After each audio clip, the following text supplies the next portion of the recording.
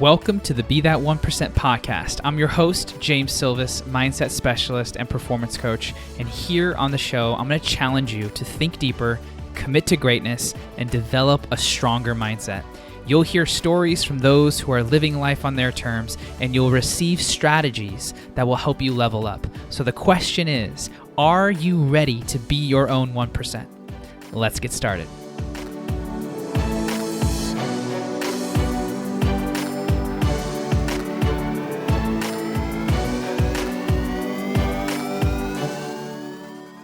All right, everybody, welcome back to the Be That 1% podcast. And if you are a return listener, welcome home. If it's your first time, welcome. Today on the podcast, I am connecting with Samantha Skelly, who is an OG and master in the breathwork space. And we've had some connections in the past through mutual friends, and now we're finally linking up. And I'm excited to share her work and breathwork as a whole, because I think it's something that can be easily incorporated into one's routine. And I don't think people understand the depth of what breathwork can provide. And being that Samantha has done this for a while and gotten significant results with the program she's created and the people that she's worked with, I thought, hey, why not have her on the show and really have her go deep into what that is and how you and I can better incorporate this into our routines and whenever we need it. So for those of you who don't know who Samantha is, she's the founder and CEO of Pause Breathwork. She's an international speaker, best-selling author, top-rated podcast host, and a coaching expert who is heart-centered and wanting to create impact all over the world. And she joins me on the podcast today. So without further ado, Samantha, welcome. I have some rapid-fire questions for you. Let's go. Okay. First question is, where were you born and raised? Vancouver, Canada. What is a philosophy that you live by? Everything is happening for me in perfect timing. What is a recent book that you've read that has offered immense value? I'm reading a book called The Gift right now, and it was written by Gandhi's grandson and went through all of these beautiful stories about Gandhi and him living with Gandhi. And it's gold. It's simple and gold. Love that. What is a piece of advice that you've received that has served you well? Nothing really matters and everything matters simultaneously. It's a weird situation. Got it. I'm interested to see how that plays out for you, like how you use that, because I do think that there's a lot of contradictions and or a lot of oxymorons that life provides, and there's beauty in that. What is a belief of yours that has supported your growth? Every point of pain is an invitation for deeper expansion. Pain is our greatest teacher. I love that one. And last one is, what does the world need more of right now? Breathwork. Awesome. Well, so let's start there, right? How did you get into this? Why was it so important? And why is it such a big part of your life now? So I grew up as a dancer and a child actress. And so my entire life was either on a stage or in front of a camera. And being in the entertainment industry at such a young age, it comes with a lot of pressure and it comes with a lot of stress. And when I was really young, I can remember, one of the things that I love doing even now is having a bath every single night. It just relaxes me. I feel calm if I don't have a bath and go in the hot tub or something. And I remember being 12 years old and being in the bath and just having this moment of I really don't like my body. I had severe body image issues and body dysmorphia and all sorts of things growing up. Now, it didn't manifest into disordered eating till much later, but through the ages of 18 to 23, I had a lot of issues with food and anxiety and, again, body image issues and things like this. And I remember knowing better, but not understanding how to change my behavior. So I really grew up in personal development. My dad, I was really young, and my dad would listen to Tony Robbins tapes in the car. And so I was around personal development my entire life. And it's interesting to know everything, but then to still be stuck in an experience where I can't get over it. And so that was my experience through like 18, 19, 20, where I'm like, I know what I'm doing is not progressing my evolution and my transformation, but like I can't. It was almost like I was addicted to my own suffering. Mm-hmm. And so during that time period, I remember reading the book Eat, Pray, Love by Elizabeth Gilbert. And for those of you guys who know that book, you know what I'm talking about. But there's this one part of the book where she goes to Bali.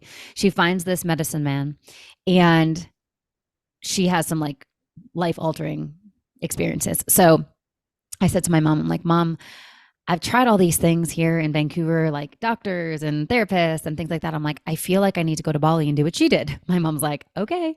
So I booked a one-way ticket to Bali and I found this medicine man. And he basically at the end of our session, he was like, you just think too much. Like, you need to go meditate. You need to like just relax. And meditation at this time felt excruciating because I hated being in my body and I hated the feeling of feeling my emotions. I was either like numb or I was anxious. Like, those are the two sort of resting positions that I was in. Like, I was either numbed out or anxious. So I followed his advice and I'm like, okay, let me try this thing out. Let me try meditation out. And I went to a meditation school. And there was actually no meditation class at the time that I showed up, but there was a breathwork class. And like everyone, when they hear about breathwork for the first time, they're like, what can that really do? Like, what? You're just breathing. Like, I'm like, I've been breathing for 19 years. I'm like, I don't think this is going to help, but I'm here. This is the only class that is here. Let's just do it. And so I get into the class and everyone's already in the class. Everyone's lying down with their pillows and their blankets. And I walk in and the teacher comes up to me. He's dressed all in white, has this big long beard. He looks like Jesus or something. And he comes up to me and he's like, "Are you ready to go on the ride of your life?" And I was like, "What?" He's like, "You are going to feel the entire range of human emotion, the entire spectrum from joy and bliss and ecstasy to releasing and shedding and like releasing sadness and pain." Mind you, this is when I felt two things, numbness and anxiety. So I was like, this bro doesn't know what he's talking about, but I will give this a try. And so we lie down and he taught the breath pattern, which was 2 into the mouth, 1 out. And within a few minutes, my body felt electric. I felt alive. I was shedding pain. I was crying. And I'm like, I don't even know why I'm crying. And then the next moment, I'm like laughing. Is this a drug trip? Like, what is happening here? This is so fascinating. And it was a 3-hour experience that felt like 15 minutes. And I woke up from this experience and I was like, why does the whole world not know that we have the ability to do this? Like, why does humanity suffer so much when we realize that we can actually just feel incredible through the power of our breath every minute of every day? And everyone has access to this. And so I used breathwork to heal my eating disorder. And within 3 months, I felt like a completely different person. And then I just became so obsessed with breathwork. I never had the intention of teaching it. I never had the intention of starting Pause Breathwork. I just wanted to be a student. So I researched every guru and every teacher I possibly could. This was like 14 years ago now. And I was just in love with it. I was just a student of it. And then 8 years later, that's when I got like the download to be like, okay, you need to teach the world to breathe. This is what it's called. It was like so clear. It was like one of those like God moments where I'm like, okay, I get it. This is what I'm meant to do. And that was sort of the birth of Pause. And here we are. Yeah. The numbing and the anxiousness that you were living in, I can relate to a lot of that. Anxiousness being more so. I think by nature, I am anxious, like through neurofeedback and having my brain like looked at, I'm on the more anxious side. I think there's ways of channeling that to be effective or productive or focused or whatever. But I do find that is that's what I wrestle with, right? Where to dial it up or dial it down depending on what's needed. And breath work, from the limited experiences that I've never had a bad experience. They've all been transformative in some way, whether it's releasing something or helping me understand more of my body. When it comes to what you experienced on that day and then the subsequent months that helped you, get to a new place mentally, emotionally, physically. When you had those anxious moments, right? Mm. Where it was a thought process or someone triggered you or you were in a Mm. situation, like what was your process Yeah. to get yourself to calm down? Yeah. Okay, I'm going to back up and then I'm going to go forward. So when humans are triggered, they kind of go one out of two ways, right? They either go anxious. Me and you are the same in that. Like we run fast, we go quick, we go anxious. So it'll go like anxious, or the system will go into a collapse. It'll go into like a depressed state. Typically, those are the two places. Sometimes people have both. It's either like, have you ever watched Winnie the Pooh? It's like either like Tigger, like ah, or it's like Eeyore, like right. So it's like one of the two. So depending on what state we're in and what the energetic state of the nervous system is, then we choose a breath pattern to be to be supportive to that energetic state. Mm-hmm. So to answer your question, it depends on what I'm feeling, right? So if I'm feeling super anxious and my nervous system is really activated, I wouldn't do an activating, energizing breathwork pattern because that's just gonna ride the sympathetic nervous system, that fight or flight, even more. And so an example of an energizing, activating breath session or breath work would be that double inhale, that really elongated, powerful exhale. That's going to drive the nervous system into that sympathetic state, which is, again, going to create more activation, more anxiety. So, not the move. If we're feeling anxious, the best thing to do is really deep in through the nose and then exhale. So we're going depth over speed, and that exhale is longer than the inhale. What that's going to do is it's going to stimulate the parasympathetic nervous system.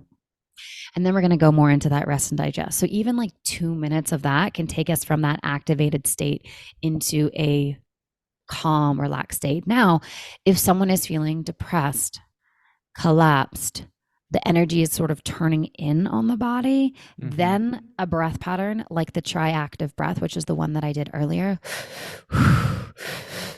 that can add more energy, can add more life force, can help bring that out of a collapse, out of like the disassociation, the numbness, into bringing more energy into the body. And then from there, we can go from that breath pattern into like a more grounding one, just depending on breath work is all about like learning how to listen to your system and give it what it needs in that moment. Right. That's why I love it so much. It's not like one size fits all. So on our app, depending on what that individual needs, there's different breath patterns that can influence the journey. There's different music there's different mantras. Again, speed is an amplifier or a grounder. So there's different elements to the session, but it can all be shifted depending on what we need. In your experience with working with as many clients as you have you seen a tendency for a majority of people to lean towards the anxiousness or towards the more like sad, depressive kind of energy? Anxiousness. And I think because your vibe attracts your tribe. Yeah, for sure. So like I'm a very energetic, when I do get triggered, I do lean anxious. And I also work with a ton of high achievers. The majority of the clients that I have are life coaches, health coaches, business coaches, like people who are coaches who want to add breathwork into their businesses. So I work with a lot of business owners. I work with a lot of high achievers. And naturally, what I've seen in my experience is those folks just are the ones that are a little bit more anxious, and we just do life a little bit more on high speed. So it's truly about how can we learn to regulate the nervous system so that we can really tap into our power, because we're really not powerful when we're anxious. It kind of depletes us,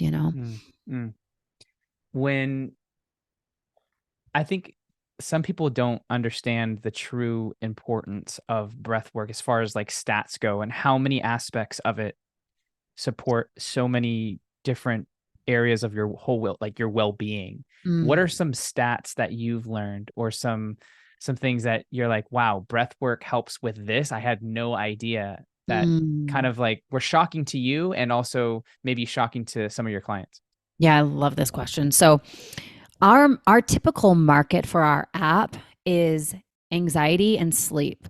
So if you're anxious, do breath work. If you can't sleep and you have insomnia, do breath work. So it's sort of like that's the pain point essentially. But there's a whole body of work that has so much evidence, and there's more and more scientific studies being done around this, how breathwork has such a incredible scientific impact on our physiology and our ability to have a healthier body and reduce inflammation. And there's just a whole other like physical health benefits.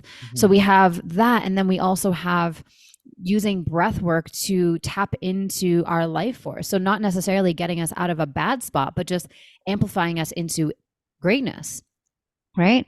I'm seeing the book Good to Great behind you, right? It's like, yeah, we're good here. Like, I feel pretty good. But how can we use breath work to amp our energy and our creativity and our love and our ability to have, these abundant, beautiful, energetic lives? And how can we add more richness, more energy, more everything? And so it's like using breath work as an amplifier to what is already good, not necessarily coming out of a bad spot. So there's so many ways in which that we can use this. For a lot of our community is Christian, right? So it's like using breath work to connect deeper with God, because when we do breath work, we release the mind, we clear the mind, we open up our body, and there's direct connection. And maybe God's your word, maybe universe is your word, maybe life force is your word, whatever word you want to put on that, allowing yourself to get out of your own way, get out of the ego, get out of the fear, and really connect with like the deeper truth of why we're all here and who we all are.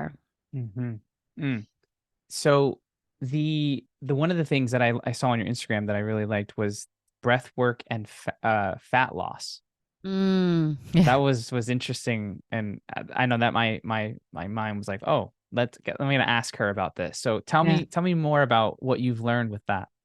People think that you lose weight through sweating, but you actually lose way more weight through, like, it comes out of your breath. So if we can learn to use our breath so two things, right?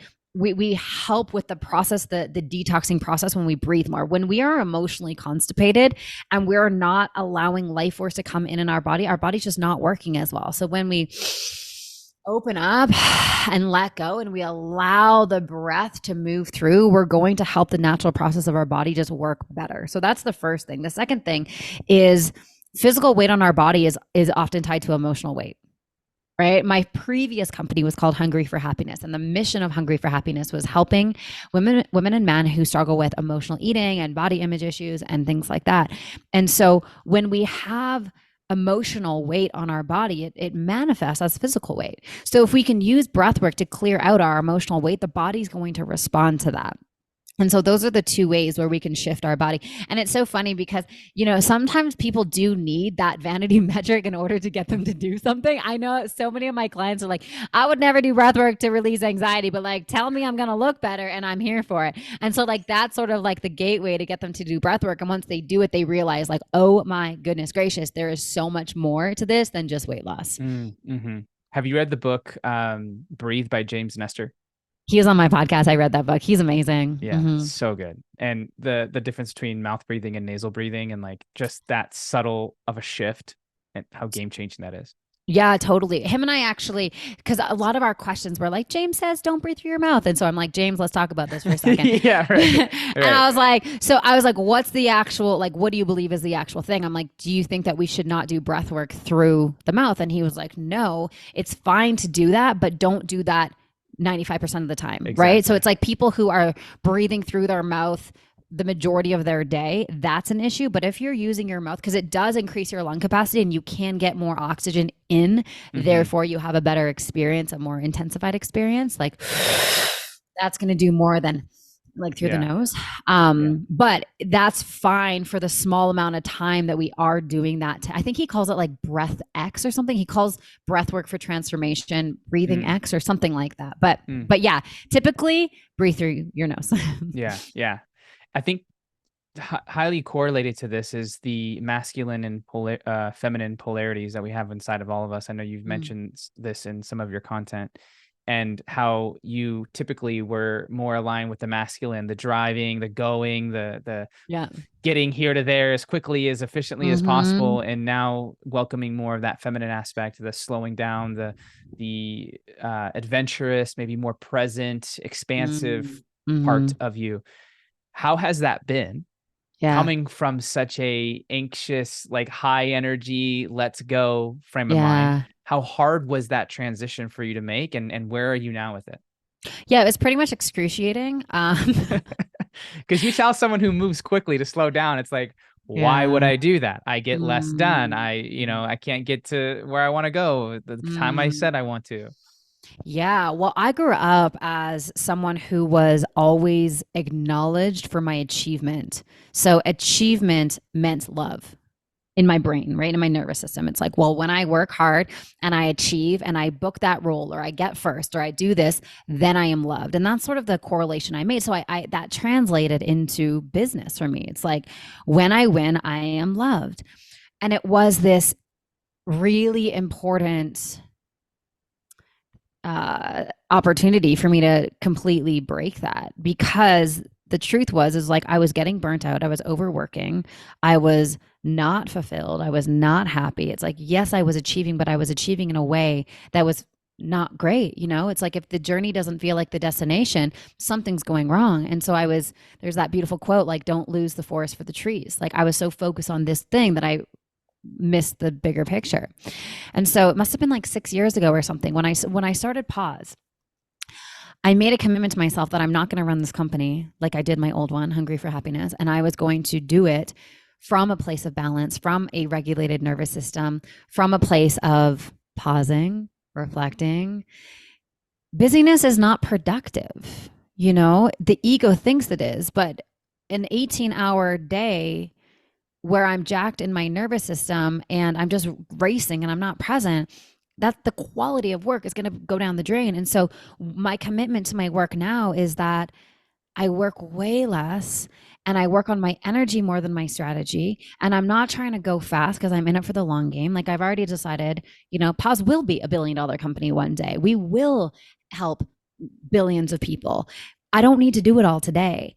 And so if I can do it from this place of ease and power and presence, and I'm actually taking a moment and closing my eyes and just thinking about the moves as if it's a chess game, and I'm being mindful that people receive my work at the energetic transmission it was created in. So if I'm creating my work from a place of hustle, grind, force, push, that's fundamentally against what I teach. I teach breathwork, I teach, peace and connection and coherence. And so it's really taught me, like, Pause, the company of Pause, the mission of Pause continually teaches me every single day how to be back in alignment, not rush, do things with presence, do things with pure intention, do things with um, energy, like powerful energy. And so it's a practice every single day because I have to be mindful, because my inner programming system is always like, let's go fast and let's do it all today. And yes, Rome actually was built in a day. Get me that by 5. You know what I mean? So it's like let's add some more breath, let's add some more spaciousness. So it's a practice, but it's what I've proven to myself is when I slow down, I actually speed up. Like Pause has grown so much and we continue to grow year after year. And it's not through force and hustle and push and grinding. It's through creating an energetically rich environment for my team members, for myself, for my students, that we can all thrive in. I do believe a lot of that, because now in my kind of career where I'm at I'm out of the grassroots hustle build phase, and Mm, I'm now in the more of like being more strategic, being more artistic, being more in alignment with who I am, as opposed to maybe copying or mirroring elements of what inspired me mm, initially. Like I'm stepping yeah. more into my own, right? And with that comes and also having two kids. Crazy schedule uh to manage, right? And so that's forced me to find a new way of operating. And a lot of the times it is working on the energy before the strategy. I liked that line that you said. And when the energy's right, the strategy comes through and things happen faster because there's less resistance. Yeah. But sometimes I love the resistance because I've gotten so much value from it, right? I felt stronger. I feel like I'm building character. I feel like uh, I learn more in the resistance than I do in the alignment. And Yeah. I've had to really look at that, hold that and say, Mm. is that true? Or can there be other ways of learning just as much with less effort? And it's more And I still. and I think it's both. And I think there's a big difference between resistance from suffering and resistance from alignment. We can get so addicted to suffering that we think we need the resistance in order to get through the thing, in order to achieve the thing and get the carrot, which comes from a wound, versus the necessary resistance that is required for us to evolve into our next level from alignment. And I think discerning the difference between those two things is one of our greatest skills that we can learn, right? Because running an aligned business doesn't mean there's never going to be resistance. It's the right type of resistance in order for us to evolve.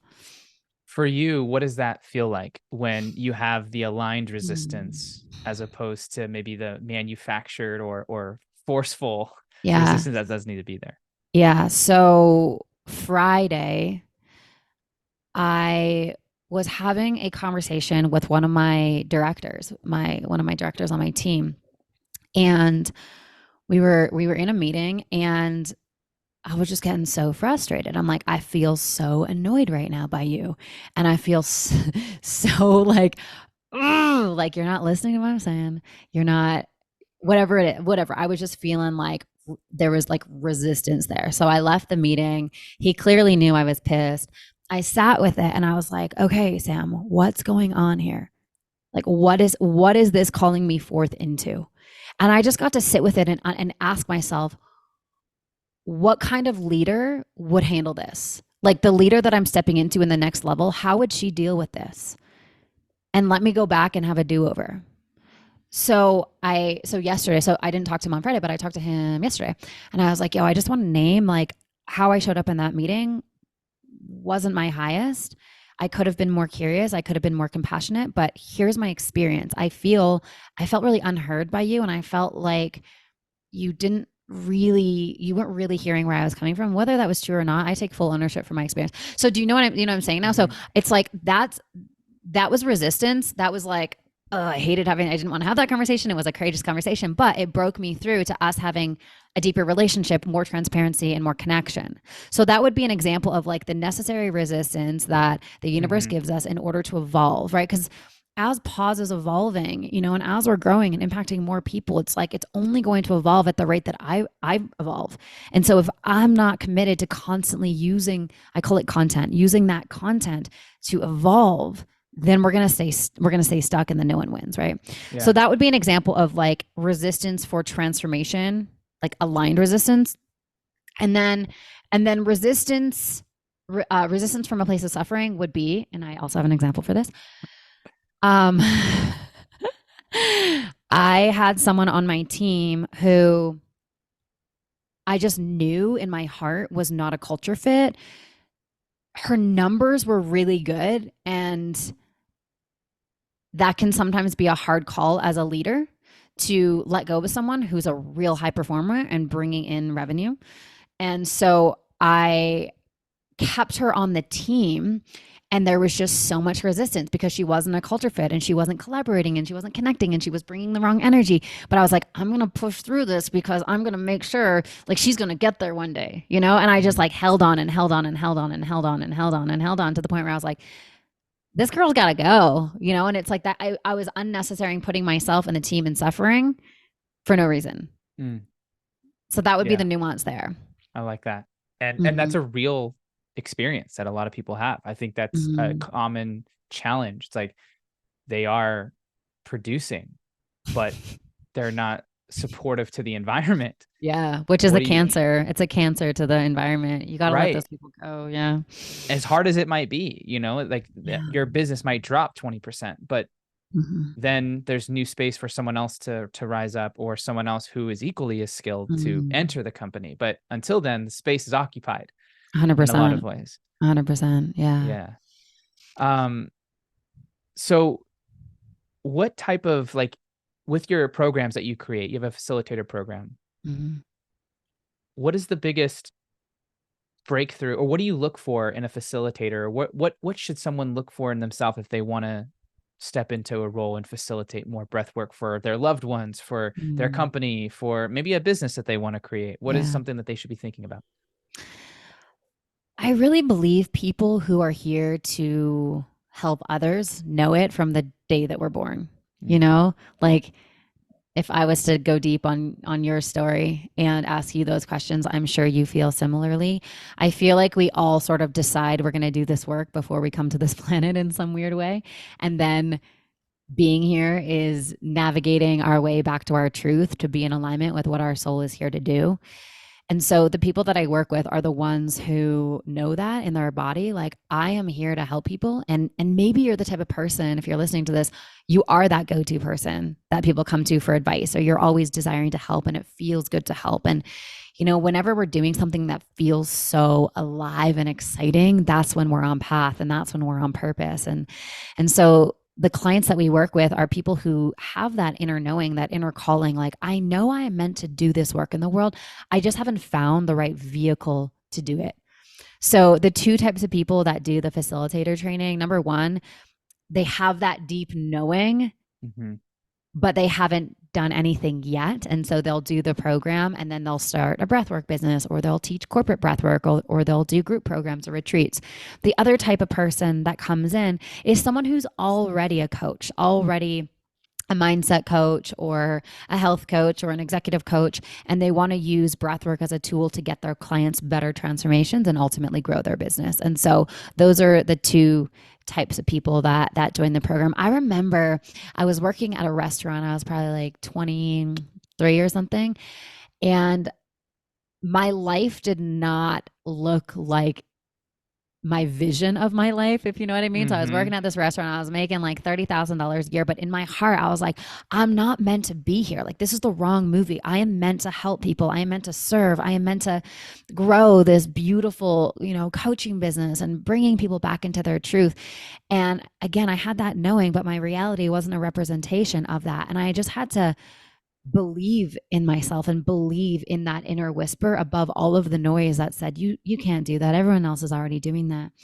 And today that reality is manifested, that reality of, wow, I do get to run this beautiful organization and employ 20 people to do what they love and help thousands of people all around the world. And so listen to that, like that's like the inner wisdom that we have. And if we get quiet enough and still enough to listen to that, that is Mm-hmm. the thing that is constantly directing us. It's not the noise, it's the inner voice.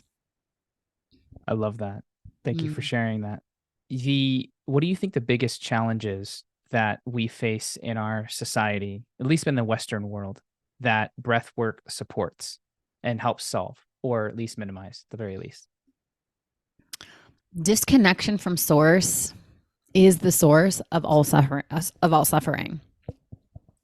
So when we have a tool that is literally right under our nose, that brings us back into connection with ourself, with each other, with our creator, that is what gives us life. That's what gives us life force.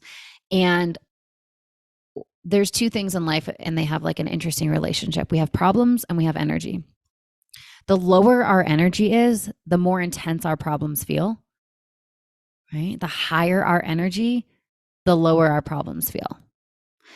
And so our job is to constantly increase our energy, increase our internal thermometer, becoming more aligned and more connected and more aware and more loving and more powerful and more potent and more sure of ourselves and more empowered, so that when problems arise, because problems are inevitable, if everyone has problems all the time, right? But what's our relationship to those problems and how do we view them? If we're viewing them from this energetically rich place, the problems of life are like, oh, that's a problem, let me find a solution and let me move through that, versus like, oh no, my life is over, this is so intense. And so my job is to teach my students how to have energetically rich systems and mindsets so that they can navigate life with so much more ease. Yeah, the disconnection to self or source is definitely something I see too. And that like it manifests into a dysfunctional relationship or bad business decisions, or just not committed to staying committed to goals, and just because you don't have the bandwidth or the capacity. And sitting with self through breath work, I think Mm. does slow things down enough for you to recognize where the leaky faucets are, and injecting your body with more oxygen and allowing it to do what it's Mm. designed to do, heals and patches up a lot of those leaks. That's And so true. that's what I felt through breath Mm. work, and that's one of the reasons why I wanted to have you on. And with the connection to source piece, like, do you find that when you get there and you're truly connected, that you Mhm. as an identity, you as a Mm. person is kind of vanishes? Yeah. Everything is one. Is that what you find, or is there something out Mm. different? It feels, yeah, it's like this disassociation from my identity and my Mhm. ego and my labels and my, the labels I have on myself, like I'm a this, I'm a fiance, I'm a CEO, I'm a this, like all of that just dissipates. Yeah. And there's this awareness of myself, but it's this true self that doesn't need anything in order to be full, to feel full. And then there's this infinite connection to everything, Yes. knowing that I am a part of everything, like everything. I'm a part of that tree. I'm a part of, like, I'm a part of life. And Yes. so it's this beautiful experience of non attachment to anything in the external material world and this deep connection to life itself.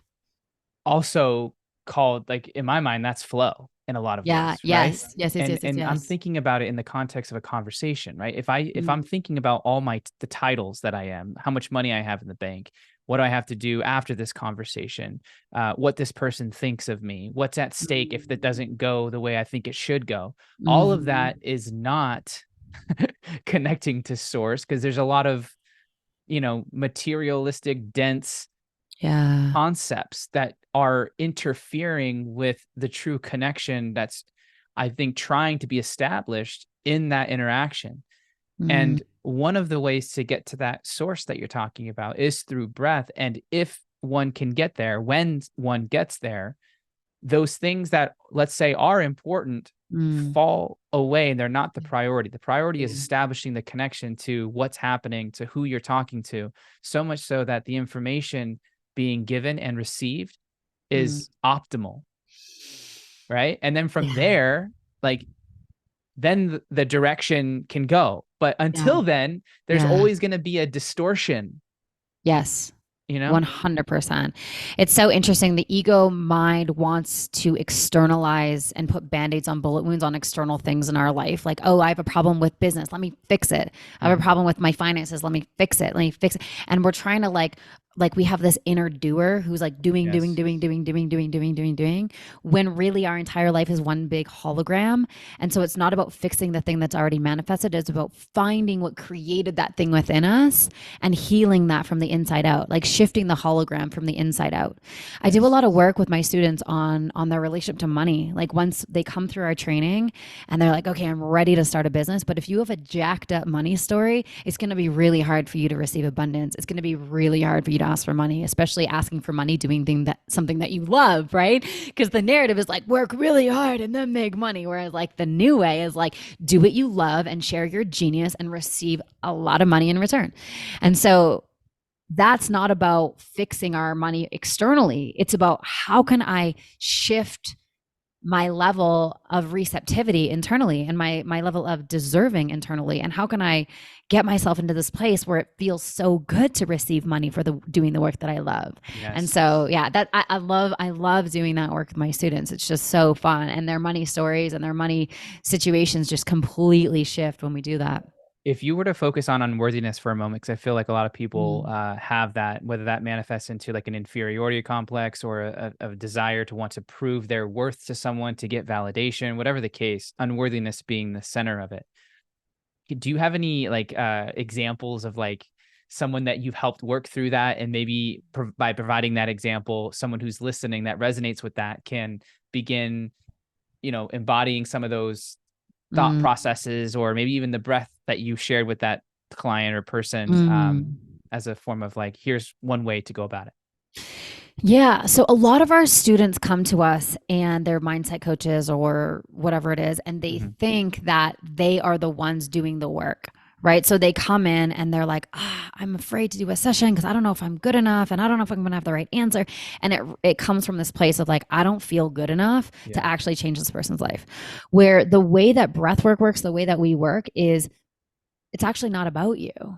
It's about holding the space and creating an environment where that person can move through whatever they need to move through, and whatever arises in the session, you are there to help support them and move that energy through the body. So it's not you doing anything. So it takes the relationship out of the, it's all about me and I need to have the right answers and I got to do a right job, which brings us into the state of like scarcity, into I am here to be fully present with you, to fully support you, to support you getting into your breath, to get into those pockets of trauma, releasing them and letting them go, and unpacking all of that content inside of our body so that we can fully heal and move on to the next level. So it takes it out of the worthiness. And then, worthiness is such an interesting thing. It's like, well, I remember being like 12 years old at the dinner table, and my dad said to me, when you focus on service, you're never going to have to worry about money for the rest of your life. You're never going to have to worry about anything else. Like, just focus on service, focus on getting people repeatable results. I don't know why he was having this conversation with me at 12 years old, but for some reason it like stuck with me.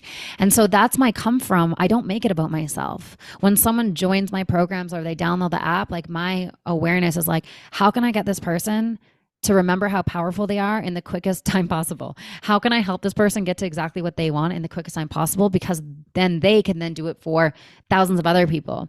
And so it's not about me, it's about them. And when I turn it from me to them, I disassociate like worthiness from any external thing. Like, I really truly believe our worthiness is not negotiable. We can't do any, like, we are born worthy, we're going to die worthy, we are just simply worthy. Like, do we have parts and protectors and limiting beliefs and all that kind of crap that like put illusions on that and put, kind of make it that a little bit foggy? Yes, but it's up to us to like sort through that and realize, like, no matter what I do, I'm still worthy. Like, I'm going to mess up, I'm going to screw up, and I'm going to forgive myself, and I'm going to heal through it, and I'm going to feel through it, and I'm going to be a stronger version of me after that. The example, I'm trying to figure out how I want to frame this question. The presence aspect, right? Presence is something that I think it's one of the greatest gifts that we can give ourselves, first and foremost, and then second to others. Presence in very extreme situations can be hard, but also easy, in that the extremeness of the situation can bring about who we are, right? Then more so on the mundane, everyday, kind of like going through the motions, that's a bit harder to be present. With the breath and then the presence,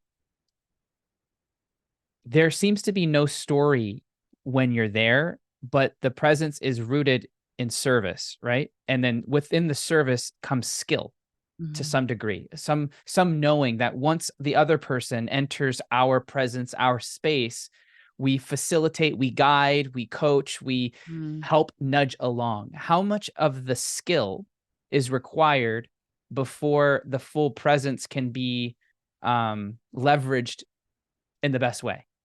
That's a great question. That's a great question. The thing that the body's always present. Our body's always present. I love that. Right? Always. The thing that takes us as a present is the mind. And so when we lack confidence as a facilitator and as a guide, then we go up to our mind and we ask ourselves, am I doing this right? I tell my students all the time, if you are just simply present and you're there and you're looking someone in the eye and you're with them, you are doing it right. The skill is secondary. Because like you said, that's the greatest gift we could possibly give anyone. And in our hyper-connected, super distracted, everyone's trying to steal our life force type of world that we live in, the greatest gift is our full presence. I'm right here. I got you. What's up? I'm right here. I'm listening. You know, that's the greatest thing. Like even my fiance, it's like when he gives me even 30 seconds of just pure presence, I'm like, that's all I need, bro. You know, it's like Yeah. I want to feel you feeling me for like 30 seconds and that's we're good. Mm. And so when it comes to working with clients, presence is so rare that if you give that to them, you're going to meet them. There's going to be rapport. There's going to be an energetic connection. And then from that place, you can layer on skill. From that place, you can layer on anything. Yes. But that's the prerequisite. That's the most important thing. Otherwise, how do you know what skill to build? Exactly. Right? Exactly. Like when it's Exactly. like there's no, you're removing as many filters as possible when you're present to get the true source of the information. And embodiment is also the other side of presence. Because in order for us to be fully present, we have to be embodied. And that's those two things are in connection too. It's like the more embodied we are, the more present we can become. Okay. Tell me, like, I know what I think embodiment means. In your Yeah. mind, how would you, because I know there's a lot of people that talk about that. Mm, What's your kind of definition for mm. what embodiment is? It's like a typical relationship without embodiment is just a transfer of knowledge through the mind, right? Right? It's like and it's one dimensional. There's no energy there. There's no energy when we do that. When we are focused on our hearts and we even like bring our awareness down to our heart, it's like, oh, there's a different vibration there, and now I am bringing a different layer of connection to this relationship. And then when we bring our energy down to our bellies and our energy down to our root, and we're just like, we're here, Mm-hmm. agendaless. I'm not thinking about what I'm going to say after as you're talking. I'm just fully receiving what you're sharing with every part of my body, not just my mind to like calculate and judge and figure out and what am I going to say. It's like I'm just fully present Mm. to what you're sharing with no agenda. The agendalessness, Yeah. I think, is beautiful, but a lot of people struggle with that. Mm. Why is it that we always think, or at least most of the time, that we need an agenda? Like maybe that's cultural Question. conditioning, but like, what else do you think? It's a great question. I think we live in a society where we're valued for having the right answers and doing it right. Like there's this rightness that is in our culture. And you know, we all grew up in, well, a lot of people grew up in like the school system Mm-hmm. where it's like you have to have the right answer. Give me the right answer. Like you can't just say nothing. You have to come in with a plan. It's like that's the masculine, right? It's like do do do do do do do do do. Yes. Yes. And so us just being open to the arising of what is arising and how does the energy want to flow? Like that's the spaces that get so interesting.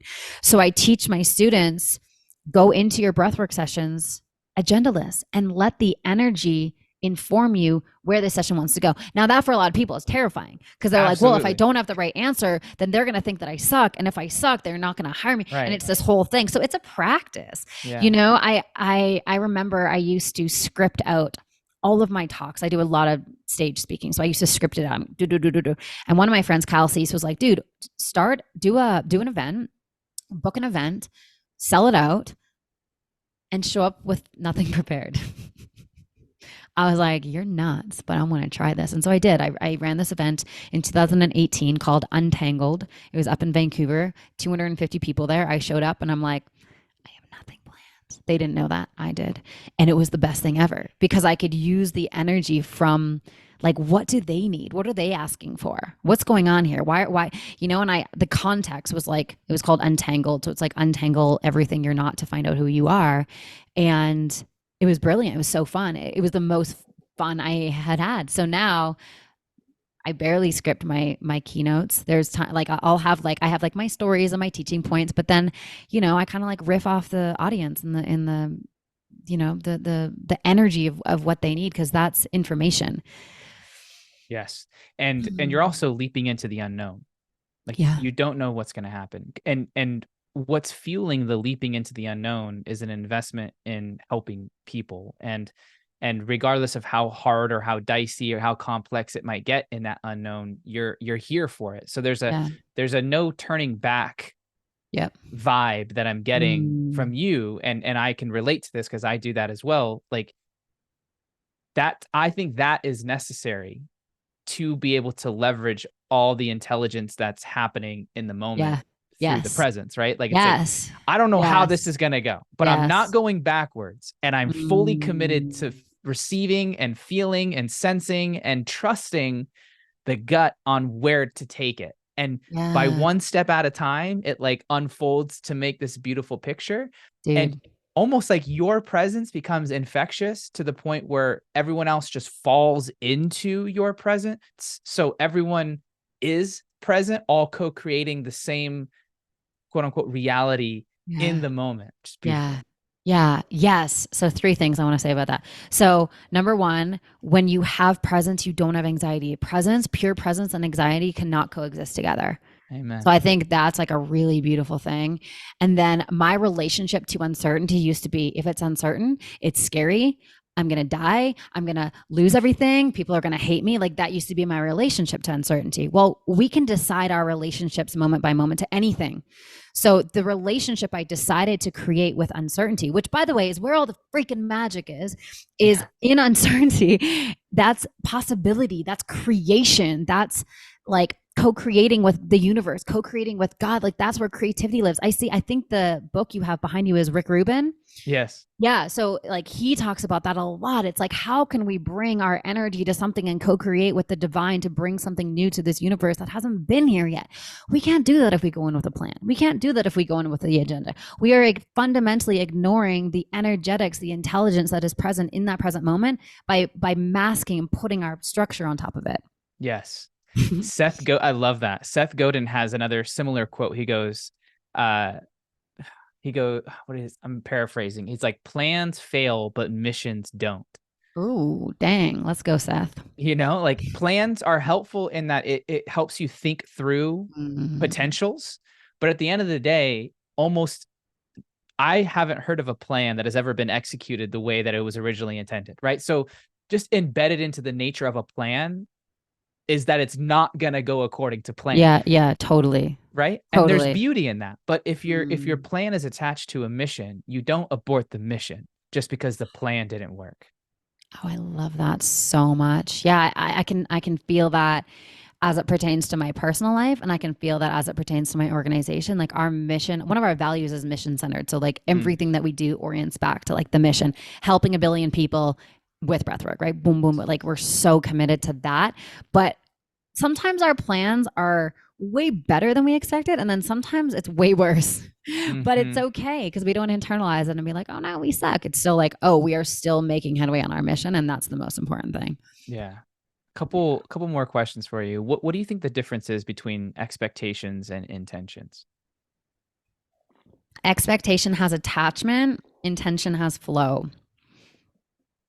Mm, That's kind of how I define it. yeah. If I have an expectation, then I have an attachment to how that needs to go. So then I'm going to get into worry and control and fear versus like, this is my intention. And like this or something even better. Like it Yeah. could be even better than I could possibly imagine. Like um Eric and I are getting married in about a year, and I had this like big vision for like our wedding and like what I wanted to do. And I was like searching and searching and searching. And I'm like, man, I can't find like the venue that would like accommodate the desire and the vision that I had. And I'm just gonna let it go. Like if it's meant to be, it'll come to me. So like my intention is still there, but I'm letting go of whatever. Right. Yeah. And then like a couple days ago, we found out that like the exact type of venue that we desired to have for our wedding is literally 2 minutes away from the Airbnb that we have in Idlewild, California. It's just wild. I'm Mm, like, there we go. Like if I was attached, like and I was so attached, I would have crunched the energy and I wouldn't allow the magic to flow in. yes. Yes. I love that. Mm. Is there My last question for you is there anything that you haven't talked about on a podcast ever or in a while that you feel you want to create space for now? And if so, what is it? Ooh. Ooh. Mm. Yeah, this feels alive. This feels alive. So I grew up in a very Christian home, church on Sundays, Sunday school, the whole thing. And then when I was 18 or so, I was like, fuck it. I was like, I don't want to do any of that. Stupid. All Don't the want rules. structure anymore. I want Yeah, freedom. yeah, exactly. It's like, so I was like, I'm gonna do life by myself and I'm gonna figure it out. And I was like totally like free balling for a few years. Then I kind of found more of like I don't know, like what do you call it? Like new agey type stuff, I guess. Yeah.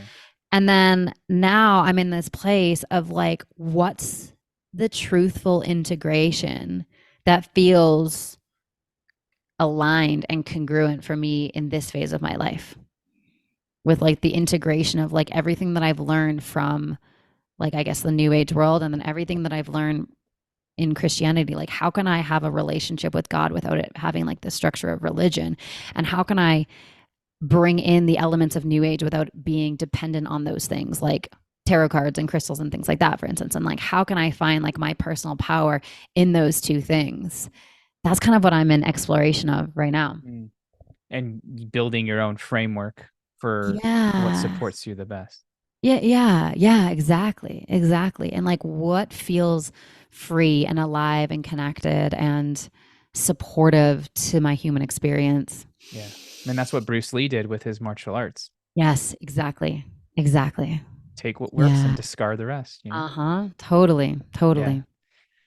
Samantha, thank you for your time, your dedication to the craft, your message. I do believe that breathwork does need to be talked about even more than it already is, and integrated at some Mhm. level daily, if not weekly at the worst, for all of us.